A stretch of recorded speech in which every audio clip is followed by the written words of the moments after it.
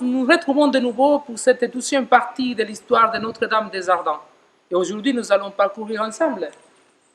Ce miracle est, dans cette deuxième édition, nous allons découvrir les deux figures de Normand et Ithier, ces deux ménestrels qui se vouaient une haine mortelle et par qui la Vierge Marie a réalisé ce miracle de Notre-Dame des Ardents. Vous vous souvenez, nous nous sommes quittés hier devant le constat terrible de cette épidémie qui a ravagé notre région. Je vous rappelle que nous étions en plein Moyen-Âge, en l'an 1105. À cette époque, il y avait des troubadours dans notre région, on les appelait des trouvères, on les appelait aussi parfois des ménestrels, qui allaient principalement dans les châteaux des seigneurs pour assurer la distraction, jongler, chanter, raconter des contes et des histoires. Et c'est précisément là que la grande histoire rejoint la petite histoire. Le ciel va se servir d'une histoire tragique qui lie entre deux ménestrels de notre grande région, Ithier du Brabant, la Belgique actuelle, et Normand de Saint-Paul dans le Ternois. Il se trouve que, au cours d'une rixe, probablement lors d'un épisode où on avait bien mangé, bien bu, les esprits se sont échauffés et Normand, dans un accès de colère, probablement peut-être sous l'emprise de quelque alcool, Normand a tué le frère d'Ithier. À partir de là, les deux ménestrels qui probablement connaissaient une certaine amitié auparavant vont devenir véritablement ennemis. Ils ne se voient plus, ils ne se fréquentent plus. Et alors que l'un est rongé peut-être par le remords et la culpabilité, l'autre est rongé par la haine et le désir de vengeance. Ithier veut tuer Normand, l'assassin de son frère. Chers amis, pourquoi tant de haine? D'où vient cette mal chez l'homme? Qui pourra nous éclairer? Eh bien, nous allons parcourir de nouveau dans cet épisode une parole qui pourra nous aider. Du livre de la Genèse. L'homme s'unit à Ève, sa femme, elle devint enceinte et elle mit au monde Caïn. Elle dit alors, « J'ai acquis un homme avec l'aide du Seigneur. » Dans la suite, elle mit au monde Abel, frère de Caïn. Abel devint berger et Caïn cultivait la terre. Au temps fixé, Caïn présenta des produits de la terre en offrande au Seigneur. De son côté, Abel présenta les premiers-nés de son troupeau, en offrant les morceaux les meilleurs. Le Seigneur tourna son regard vers Abel et son offrande, mais vers Caïn et son offrande, il ne le tourna pas. Caïn en fut très irrité et montra un visage abattu. Le Seigneur dit à Caïn, « Pourquoi es-tu irrité? Pourquoi ce visage abattu? Si tu agis bien, ne relèveras-tu pas ton visage? Mais si tu n'agis pas bien, le péché est accroupi à ta porte. Il est à l'affût, mais tu dois le dominer. » Caïn dit à son frère Abel, « Sortons dans les champs. » Et quand ils furent dans la campagne, Caïn se jeta sur son frère Abel et le tua. Le Seigneur dit à Caïn, « Où est ton frère Abel? » Caïn répondit, « Je ne sais pas. Est-ce que je suis, moi, le gardien de mon frère? » Le Seigneur reprit, « Qu'as-tu fait? La voix du sang de ton frère crie de la terre vers moi. Maintenant donc, sois maudit et chassé loin de cette terre qui a ouvert la bouche pour boire le sang de ton frère versé par ta main. Tu auras beau cultiver la terre, elle ne produira plus rien pour toi. Tu seras un errant, un vagabond sur la terre. » Alors Caïn dit au Seigneur, « Mon châtiment est trop lourd à porter. Voici qu'aujourd'hui tu m'as chassé de cette terre. Je dois me cacher loin de toi. Je serai un errant, un vagabond sur la terre, et le premier venu qui me trouvera me tuera. » Le Seigneur lui répondit, « Si quelqu'un tue Caïn, Caïn sera vengé 7 fois. Et le Seigneur mit un signe sur Caïn pour le préserver d'être tué par le premier venu qui le trouverait.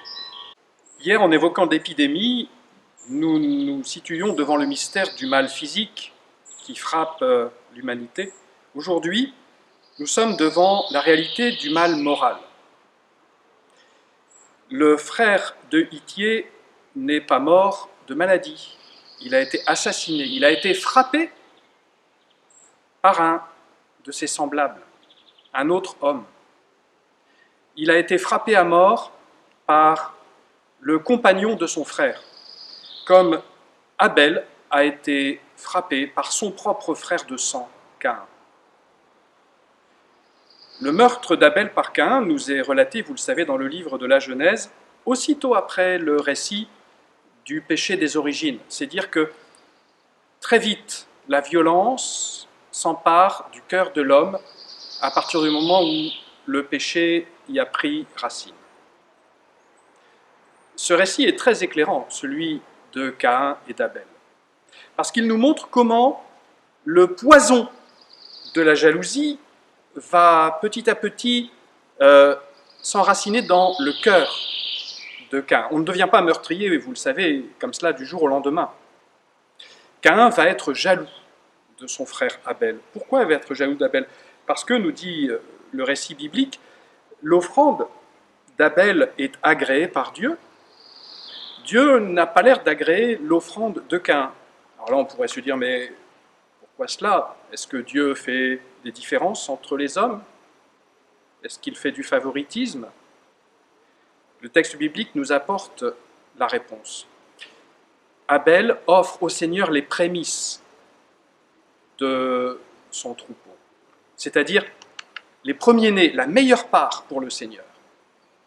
Abel a un cœur tout entier tourné vers le Seigneur. Son offrande, il l'a fait de tout son cœur. Il donne le meilleur pour le Seigneur. Dieu premier servi. Caïn, il remplit son devoir religieux, il fait aussi son offrande, mais on ne nous dit pas qu'il offre les prémices.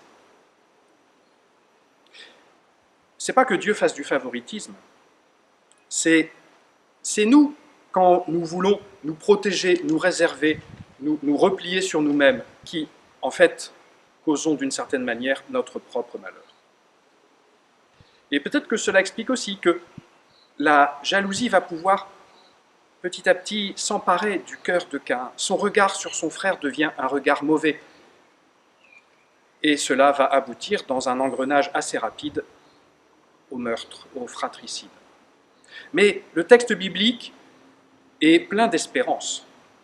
Le texte biblique nous montre la pédagogie de Dieu qui, avant même que Caïn passe à l'acte, va l'avertir.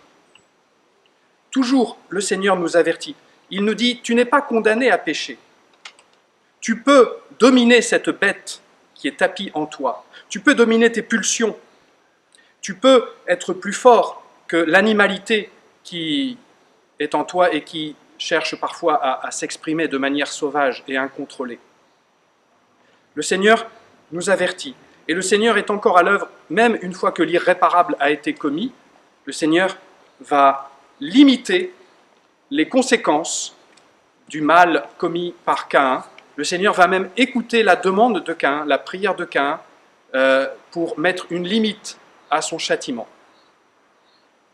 Le mal moral est probablement le pire de tous, mais la parole de Dieu nous enseigne que, de par la miséricorde du Seigneur, il y a toujours de l'espérance. Le mal n'aura pas le dernier mot. Du livre de la Genèse au chapitre 3. Après qu'ils eurent mangé du fruit de l'arbre de la connaissance du bien et du mal, le Seigneur Dieu dit à la femme, « Qu'as-tu fait là ?» La femme répondit, « Le serpent m'a trompé et j'ai mangé. » Alors le Seigneur Dieu dit au serpent, « Je mettrai une hostilité entre toi et la femme, entre ta descendance et sa descendance. Celle-ci te meurtrira la tête, et toi, tu lui meurtriras le talon. » La parole de Dieu n'éclaire pas seulement le drame du péché dans le cœur de l'homme, elle nous ouvre à l'espérance. Vous connaissez le récit du péché des origines quand Ève, la mère des vivants, a été trompée par le serpent. Vous venez d'entendre cette promesse que le Seigneur donne. Dès que ce mal a été commis, le Seigneur promet que c'est par la descendance de la femme que la tête du serpent sera écrasée. C'est par la femme que le Seigneur veut sauver l'humanité. Nous allons voir à partir de demain comment le Seigneur est venu visiter et sauver les Arageois en visitant et en sauvant Itier et Normand par la femme.